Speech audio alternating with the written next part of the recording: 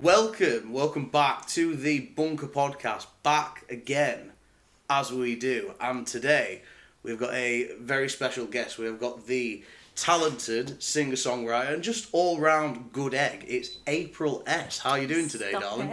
I'm good, thank you. How are you? I try.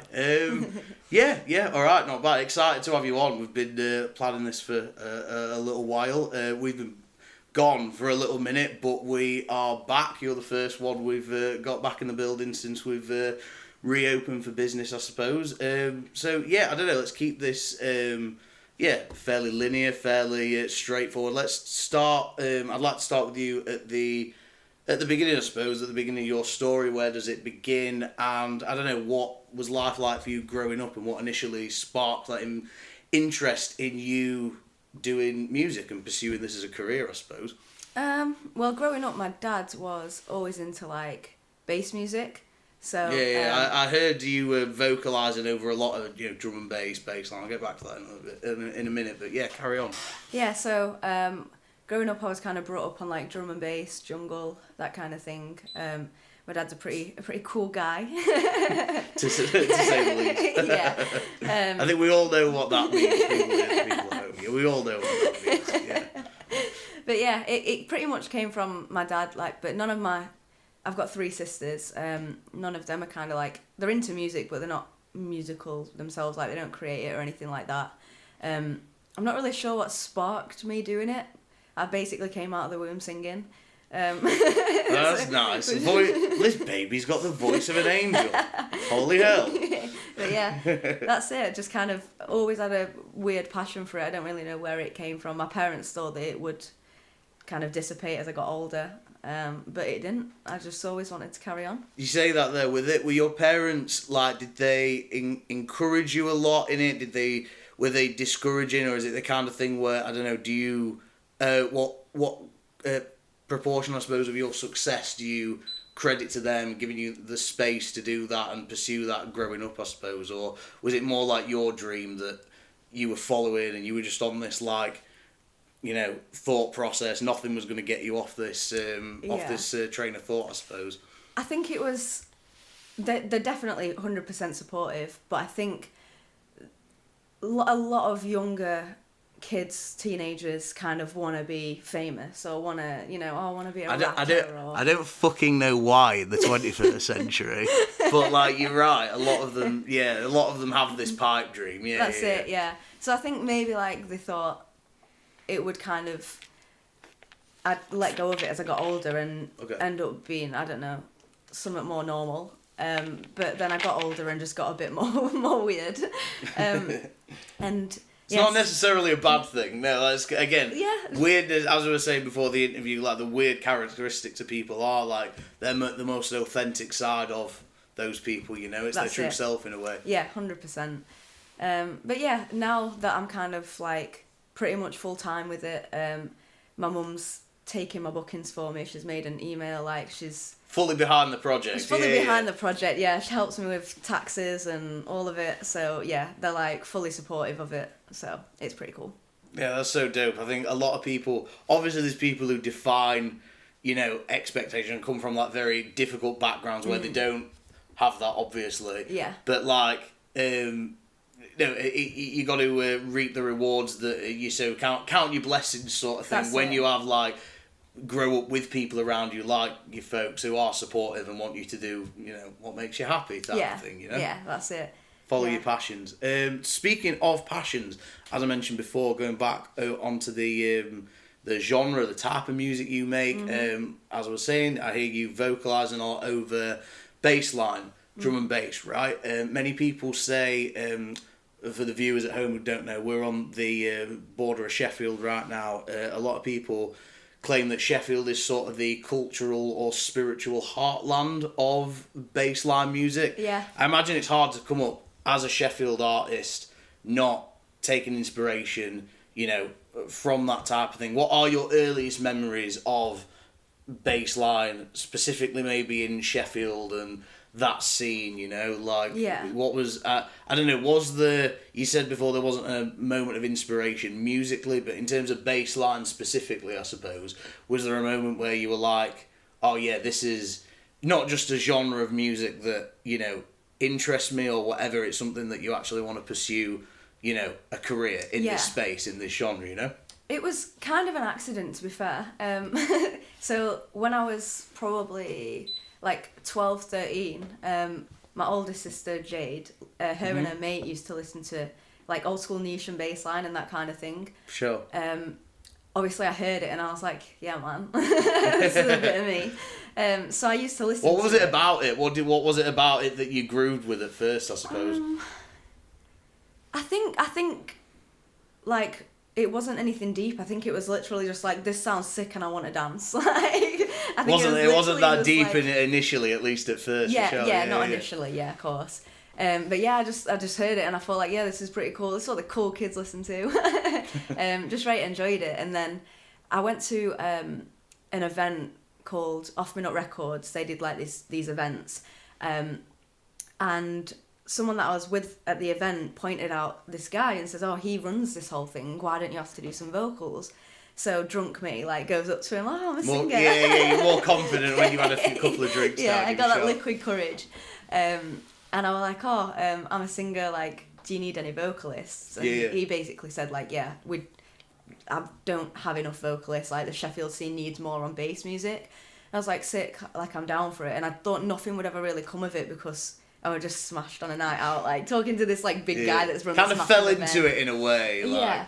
Yeah. But yeah, he actually messaged me and then I went and I made, like, I don't know, I've made a lot of tunes with Off Me Not Records, to be fair. But that's where it kind of, the vocals on bass music came to fruition, which I never really thought I'd do. Like the softer stuff in the gigs has actually ended up coming. That's interesting because that's probably like more what you're most known for at this point. Interestingly, yeah, it is.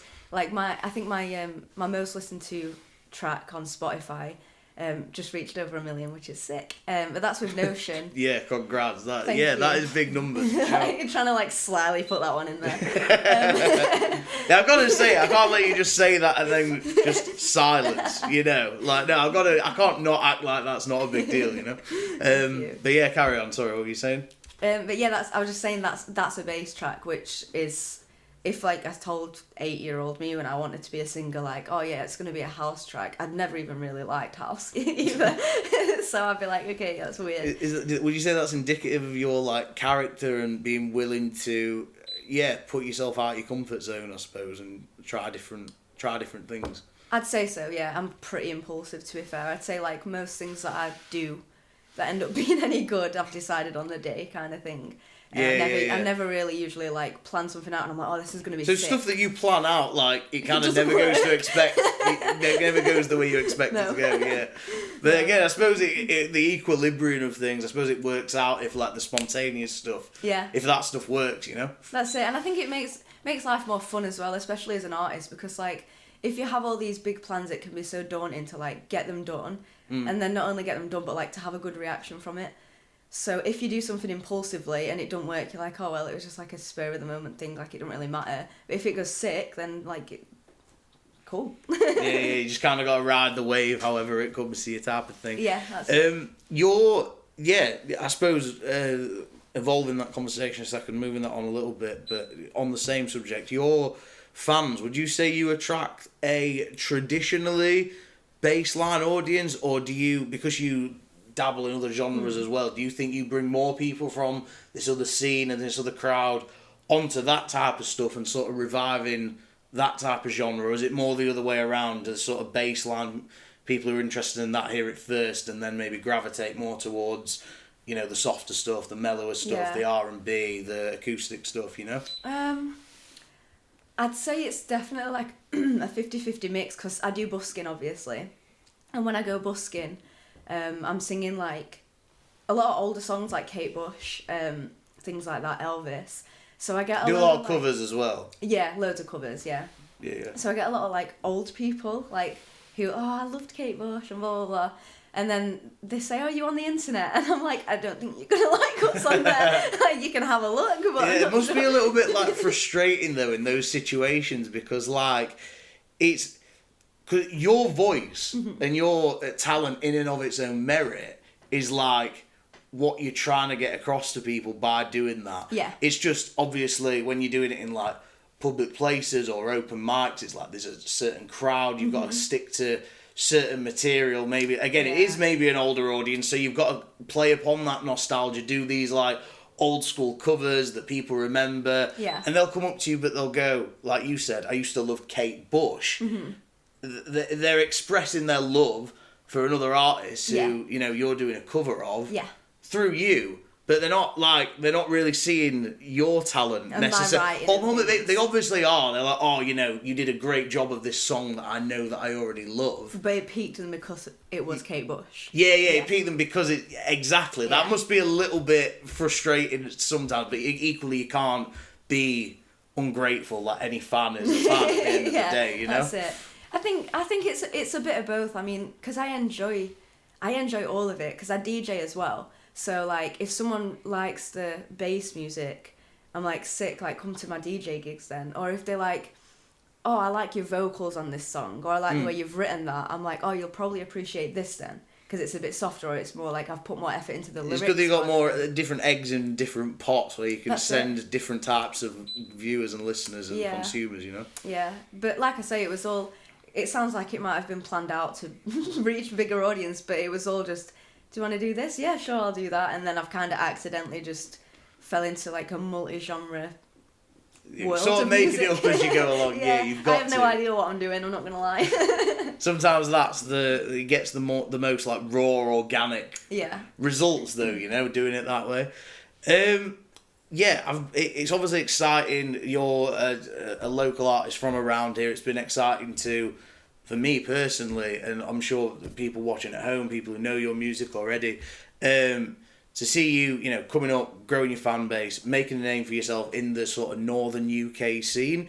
You went under the radar for a little minute though. Like again, you were, you know, experimenting, trying things before you know, decided, oh, I'm going to take this seriously, pursue this as a career or whatever. Yeah. But do you feel as though having, you know, a few years there of just kind of, I don't know, working regular jobs, doing normal things before you pursued this more seriously full time, like you said, do you think those formative experiences like helped you and gave you a better mindset going into this? Because you often see people like, I think obviously it's synonymous over the last few years in our generation, we've seen people like Juice WRLD, Lil Peep, people like that, unbelievably talented dudes, but because they came right out of high school and then super, super famous, you could see that they were still kids, they couldn't deal with it, you know, they weren't necessarily prepared for those challenges of life. So, I don't know, I guess my question to you is, are you grateful for those formative experiences to give you a bit of more of a broad perspective and view on the world before you enter this, you know, crazy world that is the music industry, you know? I'd say definitely, to be fair. I mean, like, I don't really have a goal of, like, being famous like a lot of people do. When I was a kid, obviously, I did, because I was just a kid. And is being famous and being recognised for your music two different things, though? Is like appreciation, is that a different thing? I'd say so, yeah. Is that what you're striving for more than it's a bit of a cliche, but the fame necessarily, I suppose, like? I'm not really striving for anything apart, like, if I continue just exactly as I am now for the rest of my life, I'd be pretty happy with that. I'm not gonna lie, because quite a positive mentality though, being satisfied with what you have. A lot of people aren't. Yeah, that's true. A lot of people aren't. But I guess I'm just like, my goal, I suppose, what was to like make a living out of music and do it purely just because I love doing music. So if I can just do that all the time, that's sick. And if I need to eat, obviously, and have a roof. So if I can have that at the same time, buzzing. And I've kind of like, I've done that, I suppose. So anything on top of that is just a bonus. Like, but you are, it's interesting to hear you say that you are a relatively well-known artist in this region. You've got a million plays, however many tens of thousands of, you know, followers on your Spotify, SoundCloud respectively. A lot of artists would, you know, give, you know, a finger or an arm or some kind of limb to be in your position, but then you're still sat here describing, you're still kind of on the come up, you're still kind of living day by day, paycheck to paycheck. You know, I guess that's the reality for a lot of artists these days. I suppose, I don't know, care to share a little bit of light on that, I suppose, I don't know. Yeah, I mean, like, when it comes to, like, money and just, like, being recognised, I'm not very bothered about it. Like, don't get me wrong, like, the other day I was in town and someone came up to me and asked for a picture with me and I was like, who the hell am I? Like, oh my God, that was like, and it made me feel really good. So I'm not saying I don't care about it. I'm, like, really grateful and appreciative of it, but it's not the goal. So, yeah, like, you still feel a little, because again, you've had that kind of normal life, normal experiences. Maybe you are a bit of a fish out of water in those scenarios. Maybe that isn't you necessarily, and that's not disrespectful. Like, you're still, what are you, 23, right? You're still so young. You've got so much time to, like, learn and adapt to different surroundings and things like that. But sorry, I kind of cut you off there. No, Sorry, it's gone. Finish what you were saying. But yeah, it's just like I love it. But it's not. When that happens to me, I don't think I'm finally making it or anything like that. I'm just comfortable doing what I'm doing, and they're bonuses. And I'm like, someone actually appreciates it. That's sick. Obviously, people do. Otherwise, I wouldn't be making a career out of it. But to one-on-one have it recognised rather than just seeing a number on Spotify is a different feeling. Yeah. But yeah, like I'd be more than happy for, like, numbers to grow and to, like, be recognised a bit more, but I'm not bothered about it. I don't care to walk down the street and have people point me out and, like, it makes me feel a bit, like, uncomfortable, I suppose, actually. And also, like, you want to, it's not necessarily always about satisfying new listeners who weren't on the wave before. A lot of the time it's about, like, satisfying the people who do pay attention and do care, and it's more about what you'd rather deliver a good product for those people who are already on the train and were helping you get the train rolling, rather than people who are just jumping on. Now it's got a little bit of momentum or whatever. Yeah, I suppose in a sense, but I think especially with my writing, because I do a lot of my unshared writing is like spoken word kind of thing, poetry. That's interesting. Talk to me a little bit about that. I just like doing it. I don't know. I suppose all of my lyrics from any songs come from... Derived from that, yeah. Yeah, I just, like, if you look in my notes on my phone, there's probably, like, 1,000 notes of just, like, random little poetry spoken word bits. So if I go to write an actual song or find a beat, I'll go on that and I'll add them all together kind of thing, or... Do you know what I mean? So... And that's all... It's all really, like, authentically me, I suppose. So if someone can kind of relate to it, whether they're a new follower or they've listened to my stuff for a couple of years, like, if they can relate to it and be like, I don't know, it makes them feel good in any way, whether it's, like, emotionally a sad song and they can relate to it, or if my, like, bass music can make them dance and have a bit of a better hour of the day or whatever, like, I'm happy. Do you know what I mean? It's more... I'm not bothered. Their satisfaction from your music brings you satisfaction. Yeah, exactly, yeah. Making people happy makes me happy. It's good. There are a lot of artists wouldn't admit it, but a lot of artists probably just see their listeners as, like, a cash cow a lot of the time, but, like, you clearly see them as, like, more than just that, you know? Yeah. I don't think I'd ever kind of see them in that light.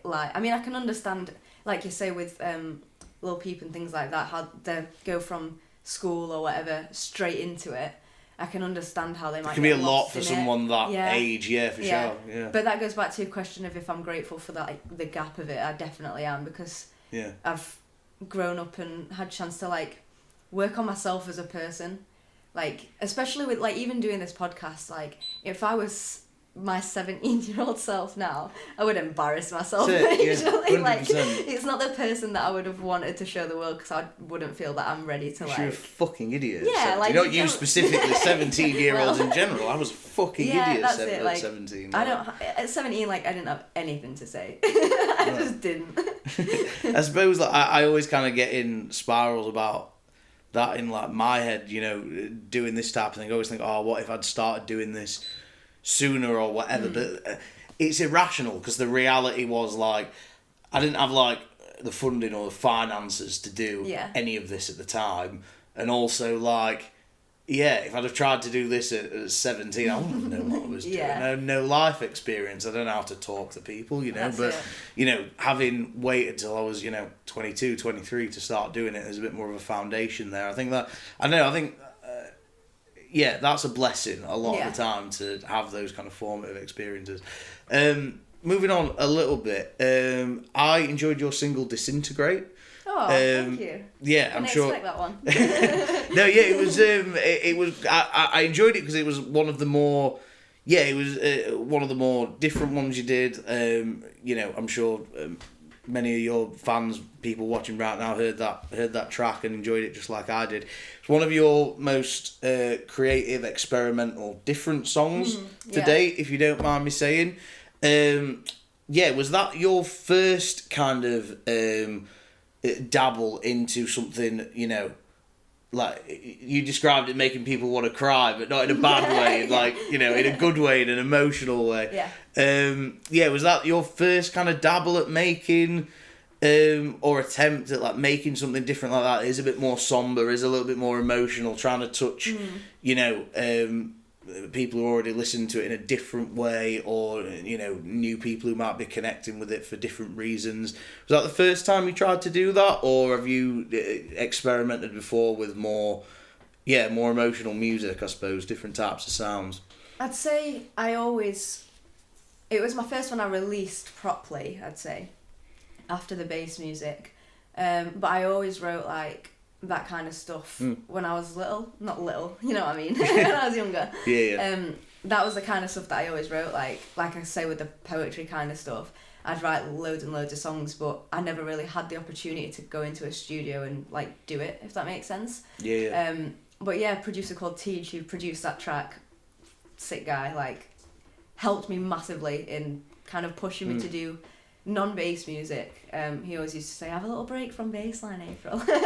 If you're watching this, Teej, thank you. I suppose it worked out well, It was a good creative decision. I bet at first you're like, I don't know, and then turns out he was right. Yeah, a little piece of me just like kind of wanted to continue being that like cool girl that does bass. Like, I don't know, like I felt like I created a whole personality for myself, and like if I steered off that, what if people don't like it, even though it was definitely. So even then you were having those like irrational anxieties, because the thing is, people who like your music already and like you as a person already, if you put something out that's different, they're not gonna like. Well, you might lose some people that I'm not really interested in this, but I feel like a lot of people who are true, fans will like follow you in that new direction, or they should do at least. I feel like I don't really feel as though that's probably an irrational concern you had at the time, probably. But it's not really grounded in reality, Yeah, that's true.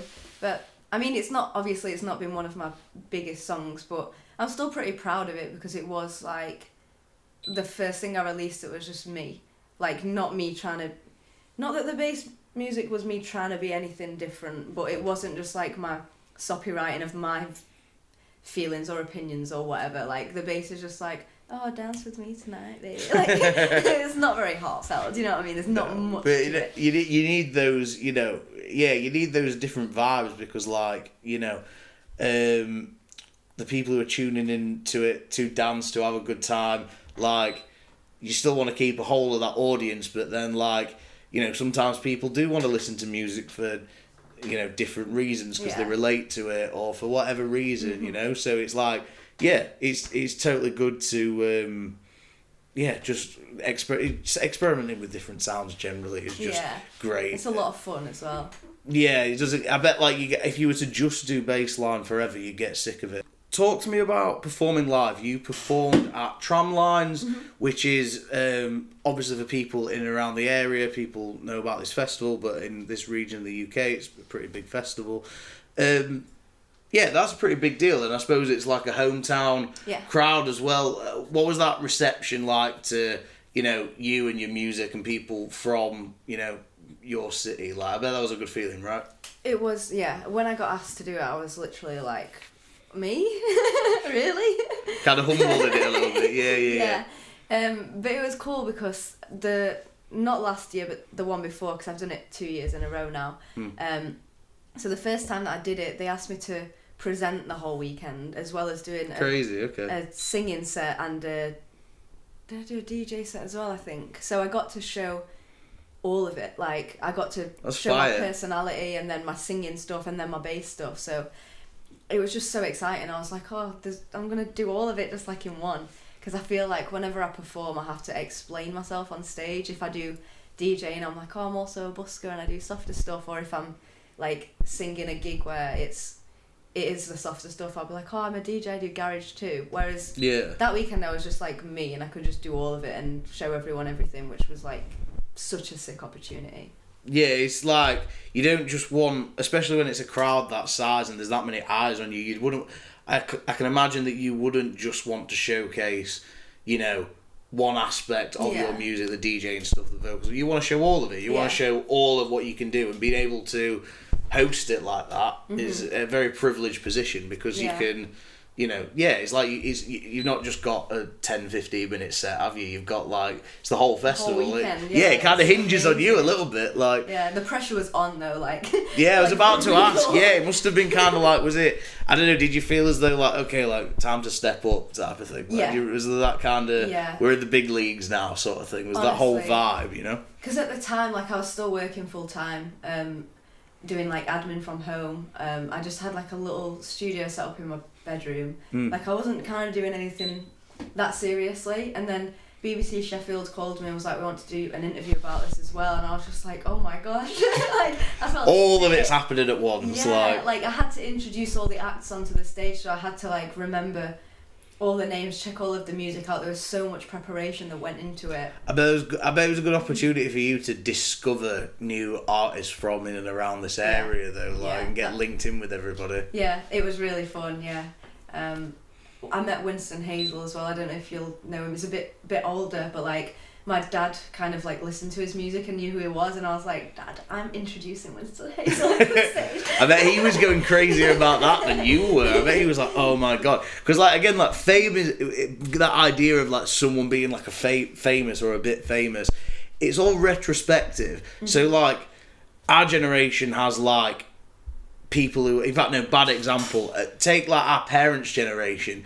Yes, there was super famous people just like we've got now, like Madonna and stuff. Yeah. But like, I bet there was, for every one of those, I bet there was 50 people who, like, you know, stuff like, I don't know, like stuff that's kind of like dated, that's that was only around in the 70s or 80s. To our parents, someone on like a daytime TV show back then, back in that era, they, you know, in the context of things, not really famous, really. Yeah. But to our parents' generation, like, oh my god, you know, like Cheech and Chong, that kind of thing. Do you know what I mean? Like, I'm aware of it because, like, I'm a stoner, but like, I bet there's like so many kids who've not seen that movie. But to our parents, they'd be like, oh my god, like Cheech and Chong are real. They're right there. And we'll do that, the same thing now. So we'll have like mega famous people like Drake, the most famous person you can think of. But then there'll be people doing stuff now, like, you know, who eventually we might surpass, but it's not going to matter because our perspective at the time, we saw their come up and their rise. Yeah. So like, we're like, oh my god, and we'll get really gassed about it in like 20 years, where like most people have forgotten about this like dude doing this thing or whatever, you know, like, it's all, I don't really know what my point was there. But there's a lot of differences between like the generations of how fame came about, especially getting into music, like when my parents were like kids or teenagers, you'd be sending your music to record labels and things like that, and just hoping they get back to you. Nowadays we don't have that. We just like upload it to a streaming service and hope for the best. Yeah, and people who no, but that's the beauty of it. People who are going to find it are able to find it. You know. Yeah, I avoid labels at all costs. Or I feel like it certainly was that way back in like 2015 to sort of 2018, that kind of era right there, because like the streaming platforms hadn't really figured out the formula yet. So it was way easier to find, you know, up and coming underground artists, and you had these, you know, young guys just coming out of nowhere every single week, new artists coming up left and right every single week. And like, it was easy for us as consumers to find it, but that's what kind of frustrates me now, is because like Spotify and the labels are all kind of a bit more intertwined than they were back then. So like all of the like Release Radar, all these like Yeah. curated playlists that Spotify do, all feels very, a lot of the same artists over and over again. It all feels Yeah. very corporate. It feels like what the labels want me to listen to. Yeah, I And get ya. yeah, do you know what I mean? I kind of want them to make it easier for people like me to discover, to Not keep, discovered artists. keep discovering new up and coming underground artists, especially now I'm a little bit older and I've not got as much time to just endlessly listen to music Yeah. like I could when I was a teenager, you know? That's it. That's why I'm grateful for things like BBC introducing as well. You came up at the right time. Really, like when, do you know what I mean? When the underground artists could like naturally garner an organic fan base on these platforms, right? Yeah, I'm with you, yeah. But yeah, I feel like it is a lot more difficult. Everyone wants to do music. Not everyone, obviously, but like more now than people. ever before, And yeah. anyone can buy like a few £100 equipment and True. record something and put it on Spotify. Like anybody can do it, really. If you've got a bit of money behind you and the time, obviously. Yeah. So it's difficult when everybody's trying to do it to actually like kind of be noticed, which is why like I come back to like BBC introducing things like that. They actually give artists a chance. You don't need the money. It don't matter what you've like your background, anything. If they like your song, they will play it and they will let you know. And that's what I love about things like that, because it gives like everybody an equal chance. New people the opportunity to come up. Yeah, sure.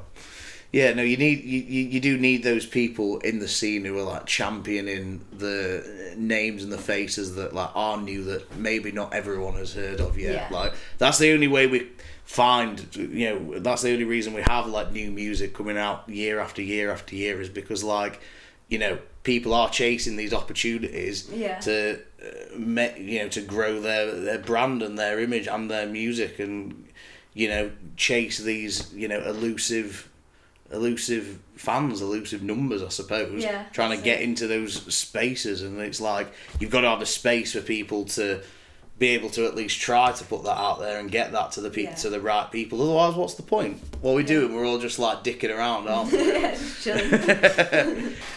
Talk to me about like your R&B influences. I can see you take influence from 90s R&B. I can hear a little bit of like Jamelia in your voice. Thank you.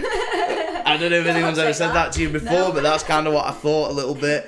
I don't know. Talk to me about some of those R&B artists that you were listening to when you were younger. What, some of your biggest inspirations when you were growing up, and also, I guess people outside of music. If there's anyone outside of music who you take particular inspiration from, I suppose, Yeah. It's a bit of a difficult question because I grew up listening to so much. Like my mum was into R&B. My mum loved End-Ups. Growing up, we went to see them not long ago. Hey, I can't even knock that. Mid 2000s, then everyone was listening to End-Ups. That's it. And then my older sister, pop music. My other sister Jade, she's into bass music. My dad was into jungle and like old school hip hop. So I've just grown up around everything. I don't really have a certain kind of, especially when it comes to singing, any really kind of certain. There's not that one voice that you look at in that kind of genre or that sphere that you go like, I've lent a little bit from here and there from them, or do you just, I don't know, like do you kind of just take bits where necessary and I don't know. I'd say Sam Tompkins. That's not growing up. That's the last few years. He's from Brighton, and he was like when I first I saw him. He did a free gig in Leeds, and me and my friend Leona went to see him. And then I followed him on Instagram. We met him, and then I followed him on Instagram. And now he's just been on tour with Justin Bieber. So like he's crazy, and that's in 2 years. From zero to somewhere. Yeah, like a free gig in Leeds. Like he's absolutely killed it, and his music is like so raw. I'd say actually I do take inspiration from that with my writing because he's not scared to talk on what he just feels like. He knows that he's putting it out there to be judged. Like people are gonna judge it, and like through his stories and things like that on Instagram when he talks. You know what they say though? If you ain't got haters, you nobody. You ain't shit. Yeah. That's it. So I suppose I take inspiration in his bravery on talking on just like however he feels. Like he's just going to put it out there. If you like it, you like it. If you don't, you don't, kind of thing. Yeah. And I absolutely love that. And so that's interesting. Just on a point there, it's interesting that the example you've drawn from is someone who you've discovered recently, you've rubbed shoulders with, rather than like, I don't know, a lot of people come here and say, you know, what they listened to like when they were younger, when they were kids, you know, first getting into it. Yeah. Not knocking it, obviously. Like I did the same thing. You know? But like, no, I think I respect that you're, I don't know, you're taking fresh influences all the time. Like you're a very open-minded person. You're not saying like, you know, someone who's only just come out recently, who like, you know, a lot of people who, you know, like to think that they know what they're talking about will probably say, oh, who's this guy or whatever. But like, you know, you're confident enough to say, in your opinion, that, oh, I would put this relatively unknown up-and-coming artist who's just sort of blowing up right now in and among the same like category or conversation as some of these massive artists that, you know, have been out for ages and are really established. It's just like, I appreciate that you've given a light to someone like that rather than, you know, something that's a bit more status quo, you know? I think it's because a lot of people, like, when I was younger, and people used to say, like, who are your inspirations in music? And I take that question as, like, who do you kind of want to be like? Or what, like, in a sense of what their music's like, kind of like, oh, her riffs are like really good and things like that, or I want to be able to sing them notes like that. But when I like hear that question now, like who's your inspiration, I take it more not who do you kind of want to copy in a sense or be like, but more like why do they inspire you? Because everybody who writes music who's in my opinion, this is just my opinion, but like who's sick, it probably comes from the heart. So it's genuine. Yeah, so if you're judging the music, you're kind of judging the personality. So it's got to be, so I take that now as who inspires me with who they are around the music rather than like in the music, because everybody's got their own style and I don't think I could ever try and copy or like do what anyone else does or it wouldn't be authentic. So like musically you want to stay true to you. Yeah, that's you're telling people no one else can do what I do better than how I do it, right? in a non-arrogant way, I suppose. No, but like that. No, but that's a good thing. That's like you don't, you know, you are you. You don't need to draw on, you know, anyone else or like compare yourself to like anyone else. But same with every other artist. Or put yourself in the. Do you know what I'm saying? Yeah. But at the same time, I don't know. Your outlook on it is different. It's like, oh, it's not a music thing. It's like, oh, who do I just kind of vibe with as a person, and then the music kind of backs that up, you know? Because it comes through the music, I think. So I think that's why I see it that way. Would you say you're searching? Are you searching for that? Talking about it being genuine a minute ago, when you're listening to music as a consumer, are you are you searching for that authenticity? And is it that you're trying to strike across in your own music, giving people things that are from the heart, even the dance stuff, not necessarily, obviously the emotional stuff comes from the heart, but even the dance stuff, to translate that into that space and that realm as well, like it's I don't know, I get like, even though like it's, again, people like might have misconceptions about like bassline dance music, these things, I can see when you do it, you do like genuinely put heart and care and attention into it and all of that stuff, maybe as much as you do with the emotional stuff as well. So is there that duality there? Is that what you're searching for when you're creating or even just listening to music as a consumer, I suppose? Yeah, I'd say so. I mean, like the more kind of emotional, sad, lyricy stuff, obviously that's got heart in it because that's why it is emotional and sad. Sure. But yeah, definitely to bring through like authenticity in that. And with the dance stuff, I feel like when I'm like DJing and doing the dance stuff and things like that, it brings authenticity of like, just stop caring, just even for like an hour while I do this. Which is a feeling in and of itself. Yeah. You know what I mean? Yeah. That you've got to be authentic to in and of itself, you know? Yeah, just that's just like the kind of maybe fun part of my personality, I suppose, if there is one. I can see there is. Like, you've not come on here and sulked at all, man. Like, I can see you're a fun person to be around. I wouldn't say like that there's any part of your personality that isn't. Well, you've not given me a reason to. You might be some sinister. Yeah, maybe there's a demon behind those eyes. Maybe there's something I don't know about. It's all a facade. I'm getting good vibes so far. Don't worry, I wouldn't even say that about you. We've got to start wrapping this up because we've got the live session coming in a moment. That's going to be. That might be out already by the time you guys see this actually, but check that out for sure. We're going to get on and do that in a minute because time is of the essence, but I've got a few more questions before we do that. So the first one is, please enlighten your fans, people who are watching. What do you have in store for 2023? Do you have any upcoming projects, any upcoming singles, any upcoming collaborations? Can you give the people, the viewers, the listeners, the fans, an idea of what we've got to look forward to over the next year, I suppose? Yeah, so at the minute, speaking of the whole wanting to do more authentic stuff, I'm doing my first ever solo album that is purely just my depressing lyrics, which is going to be great. But yeah, you got to create a space for that to happen though. You can't all just repress all of that into a bottle. It's got to come out. It's got to come out. So the iPhone notes I'm scrolling through them.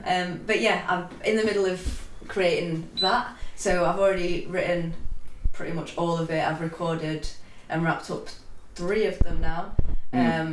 I've also got a dance track with Vital Techniques. It's UK garage that's coming out in summer. It's called Falling For You. Or just Falling, we'll see. Title undecided as of yet. Something about falling. I've got a lot of music. I've kind of been doing more performances recently rather than creating, so I'm kind of taking the space to create rather than perform as much. But I am doing quite a few gigs, nothing too major at the minute. Are you quite? I get the vibe from you as well. You're very, very picky and selective about what you release. Your SoundCloud's got quite a few songs, but your Spotify, you've only got 4 or 5 singles out, and the stuff that's there is really good, and you've garnered. This, I'm not trying to downplay it, is what I'm saying. The fact that you've garnered such a large fan base, 40 odd, 50 odd thousand followers or whatever, or monthly listeners or whatever, to do that off the back of 4 or 5, maybe 6 singles is that's very impressive. But is that because you're very critical of your own stuff and what actually gets out, sort of thing? Do you know what I mean? Because obviously, what am I trying to say? If you're gonna put an album out, it's if you're taking that very critical eye with that type of thing, obviously you're going to be a while curating the perfect songs for this album. I can't imagine your thought process going into that type of thing. Do you know what I think it is that because of my age and say starting, maybe taking it even just a bit seriously at 18 to now, obviously I'm taking it very seriously now, but starting off, I'd say I create something at 19 years old and I'm this is sick. By the time it's wrapped up and done, and say it's been a year and the producer or whoever I'm doing it with has got back to me and been oh, this is done by the way, I'm oh god, I've way improved, I'm never releasing that. Because of the age, you change so much, especially in these years of your life, that when it comes to the point where I could actually release any of this, that's just not me anymore. So nah. A lot of artists are like that. They spend so long in the mixing, mastering process. They've heard the song a million times. By the time it's ready to come out, they're not they've heard it a million times. Not as enthused by it anymore. But a lot of the time there's gold there though. So I always encourage artists to re-release and go back over some of that old stuff, because even if you don't think it's good, people who like your music will think it's absolutely fire. You know what I mean? I think it's insane. I think it's probably just another I'm fairly sensitive, so I'd say if I was to release something and it didn't get good feedback, or worse, got bad feedback, I'd probably be okay, my career's over, I'm never doing this again. Not literally, but that's how I would feel. Yeah, in the moment it kind of gets you like that. If I'm being completely honest, I am scared to release something that is a load of shit and no one likes, because then I would just I'd be scared to do it again. Even if it would be something that I'm confident that they will like. So I just feel like I have to be 100% proud and confident. It has to be the right thing. It can't just be like any old riff that you recorded back in the day. Quality, it's got to be not quantity. It's got to be fleshed out. It's got to be the right thing. That's it. What is... Yeah, I suppose that is a nice segue onto this penultimate question. What do you feel are the next steps for you in your career, and how far are you hoping to take this?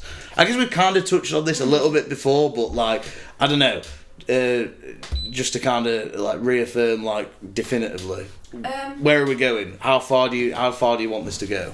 Well, next steps, I would say, is getting the album done, obviously, releasing that.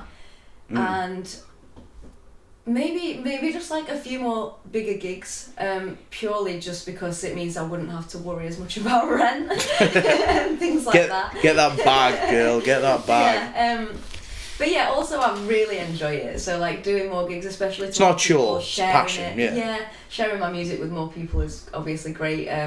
And with how far I want to take it, it's however far it takes me. To be fair, I'm just happy with whatever. That's quite humble goals. You're not like setting your expectations to the moon, but what you are doing is like those few bigger gigs, which is like a realistic target.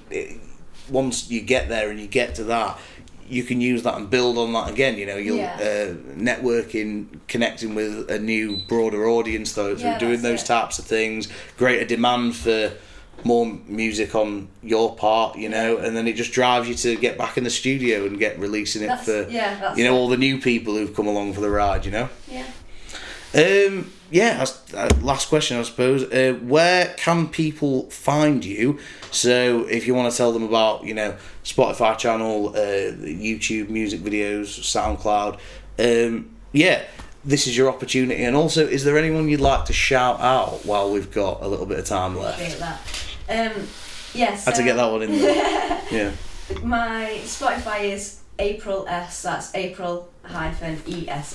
It's called a hyphen and a dash. Yeah. Good. You could have just said dash, but like I appreciate you sounding smart. I tried to act smart, and then I was like, I'm gonna sound really dumb if that's not what it's called. Just tell them again, darling. So what is it? Tell them again. So it's April-ESS, April-Ess, and on like TikTok and Instagram, it's official April-ESS without the dash.